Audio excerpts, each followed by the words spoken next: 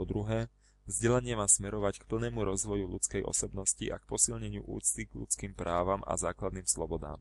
Má napomáhať k vzájomnému porozumeniu, znášanlivosti a priateľstvu medzi všetkými národmi a všetkými rasovými i náboženskými skupinami, ako aj k rozvoju činnosti Spojených národov pre zachovanie mieru. Po tretie, rodičia majú prednostné právo voliť druh vzdelania pre svoje deti. Článok 27. Po prvé, každý má právo slobodne sa účastniť na kultúrnom živote spoločnosti, užívať plodov umenia a účastniť sa na vedeckom pokroku a jeho výťažkoch.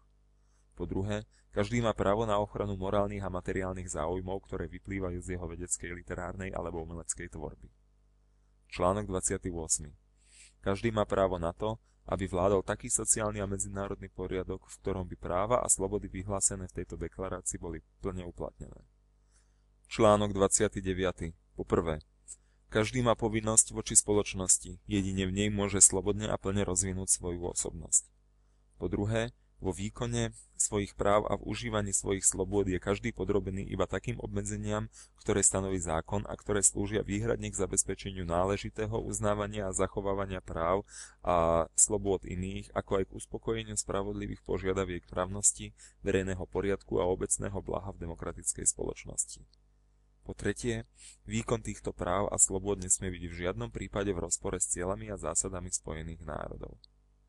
Článok 30. V tejto deklarácii nič sa nesmie vykladať tak, aby opravňovalo ktorýkoľvek štát, skupinu alebo osobu vyvíjať činnosť alebo dopúšťať sa činov, ktoré by smerovali k potlačeniu niektorého z práv alebo slobôd v tejto deklarácii vyhlásených. Koniec Všeobecnej deklarácie ľudských práv. Táto nahrávka je v public domain. Nahovoril Miroslav Šedivý, september 2008.